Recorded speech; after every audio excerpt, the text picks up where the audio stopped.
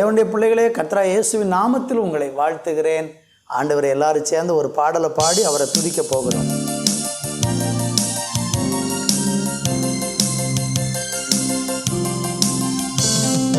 கர்த்தரை துதியுங்கள், அவர் என்று நல்லவர், அவர் பேரன்பு என்றும் உள்ளது.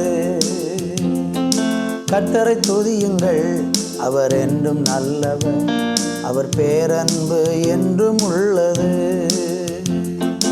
ஒருவராய் மாபெரும் அதிசயங்கள் செய்தாரே, வானங்களை ஞானமாய் உண்டாக்கி மகிழ்ந்தாரே. ஒருவராய் மாபெரும் அதிசயங்கள் செய்தாரே, வானங்களை ஞானமாய் உண்டாக்கி மகிழ்ந்தாரே. என்று போற்றி புகழுவோம், நாம் உயர்த்தி மகிழுவோம். இன்று போற்றி புகழுவோம், நாம் உயர்த்தி மகிழுவோம். கர்த்தரை துதியுங்கள், அவர் என்றும் நல்லவர், அவர் பேரன்பு என்றும் உள்ளது. கர்த்தரை துதியுங்கள், அவர் என்றும் நல்லவர், அவர் பேரன்பு என்றும் உள்ளது. பகலை ஆழ்வதற்கு கதிரவனை உண்டாக்கினார், இரவை ஆழ்வதற்கு சந்திரனை உருவாக்கினார். பகலை ஆழ்வதற்கு கதிரவனை உருவாக்கினார், இரவை ஆழ்வதற்கு சந்திரனை உருவாக்கினார். போற்றி புகழுவோம், நாம் உயர்த்தி மகிழுவோம். இன்று போற்றி புகழுவோம், நாம் உயர்த்தி மகிழுவோம். கர்த்தரை துதியுங்கள், அவர் என்றும் நல்லவர், பேரன்பு என்றும் உள்ளது. கர்த்தரை துதியுங்கள், அவர் என்றும் நல்லவர், அவர் பேரன்பு என்றும் உள்ளது.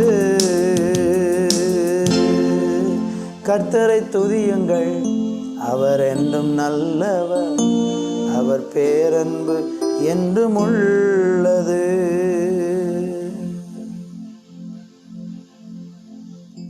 தேவனே உம்மை ஸ்தோத்தரிக்கிறோம், தேவனே உம்மை துதிக்கிறோம். உம்முடைய நல்ல கிருபைகளை நினைத்து மனதார தேவனுக்கு நன்றி சொல்லி மகிமைப்படுத்துகிறோம். தொடர்ந்து ஆசீர்வதியும் இயேசுவின் நாமத்தில் பிதாவே, ஆமேன், ஆமேன். இன்றைக்கு நாம் தியானிக்கும்படியாக தேவனுடைய வார்த்தைகளுக்கு நேராக திரும்புவோம்.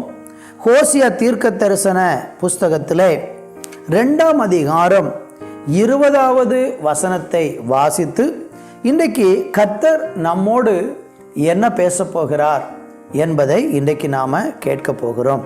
நான் இந்த வேத பகுதியை உங்களுக்காய் வாசிக்கிறேன். உண்மையாய் உன்னை எனக்கு நியமித்து கொள்ளுவேன், நீ கர்த்தரை அறிந்து கொள்வாய்.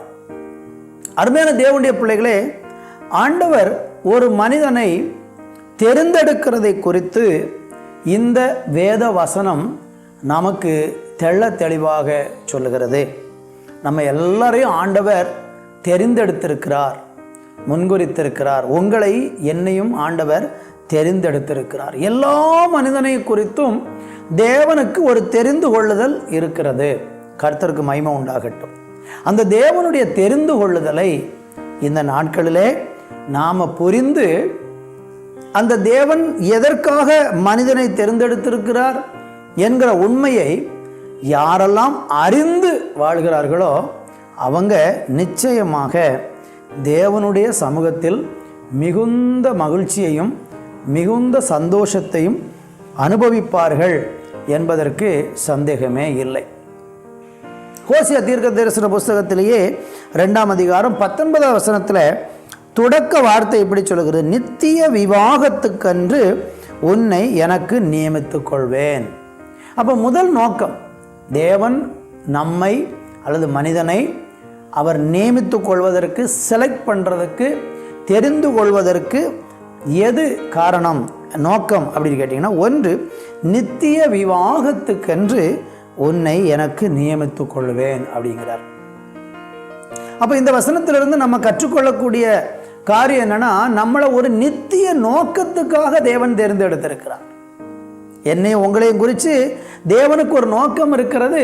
அது ஒரு நித்தியமான ஒரு நோக்கத்துக்காக, நித்திய ஜீவனை அடைவதற்காக அல்லது நித்தியத்திற்காக ஆண்டவராகிய தேவன் நம்மளை தேர்ந்தெடுத்திருக்கிறார். பரலோகத்திற்காக நம்மளை தேர்ந்தெடுத்திருக்கிறார். கர்த்தருக்கு மகிமை உண்டாகட்டும். இது ரொம்ப நம்ம புரிந்து கொள்ள வேண்டிய ஒரு உண்மையாக இருக்கிறது.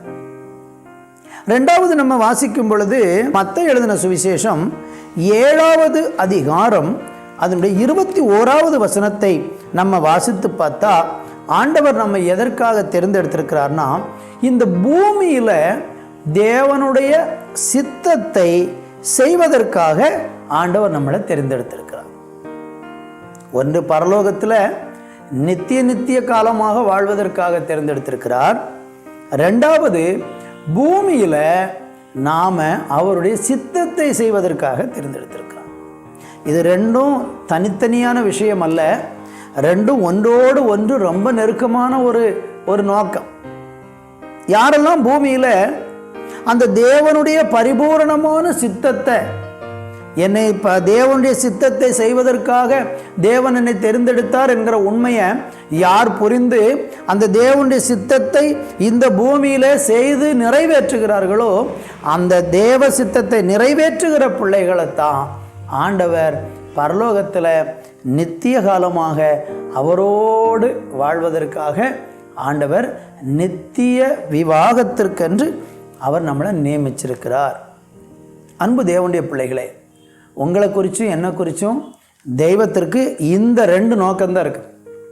இது என்னை உங்களையும் மாத்திரம் குறித்து அல்ல, முழு உலகத்துள்ள மக்களையும் குறித்து தேவனுடைய விருப்பம் இதுவாக இருக்கிறது. ஒன்று, நித்திய விவாகத்திற்கென்று தேவன் நம்மளை நியமித்திருக்கிறார். கர்த்தருக்கு மகிமை. ரெண்டாவது, ஆண்டவர் நம்மளை எதற்கு நியமித்திருக்கிறார்? இந்த பூமியில் அவருடைய சித்தத்தை செய்வதற்காக.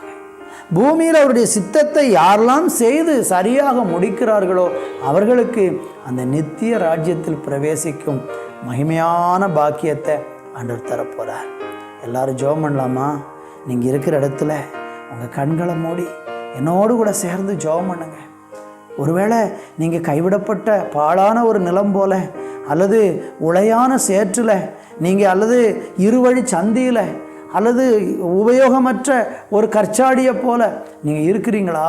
இன்னைக்கு இயேசுவே, இதோ நான் வந்திருக்கிறேன், என்னை அர்ப்பணிக்கிறேன், என்னை தாழ்த்துகிறேன், நான் இதோ உம்முடைய பிள்ளையாக மாற விரும்புகிறேன், என் வாழ்நாளெல்லாம் வீணாகிவிட்டது, இனி உள்ள காலம் உமக்காக வாழ என்னை அர்ப்பணிக்கிறேன் அப்பா என்று சொல்லி இன்றைக்கு நீங்கள் கண்ணீரோடு கூட என்னோடு சேர்ந்து ஜெபம் பண்ணினீர்களானா, நிச்சயமாக இன்றைக்கு ஒரு ரட்சிப்பு உங்கள் உள்ளத்துக்குள்ளே உண்டாக போகிறது. இன்றைக்கு நீங்கள் தேவனால் தெரிந்து கொள்ளப்பட்டவர்கள் என்பதை உறுதிப்படுத்த போகிறாரு. நீங்கள் இன்றைக்கு தேவனால் ஆசீர்வதிக்கப்பட போகிறீர்கள்.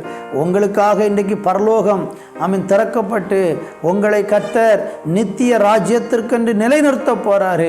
இன்றைக்கு ஒரு ரட்சிப்பின் அனுபவம் உங்களுக்குள் வரப்போகிறது. நீங்கள் கர்த்தரால் ஆசீர்வதிக்கப்பட போகிறீர்கள்.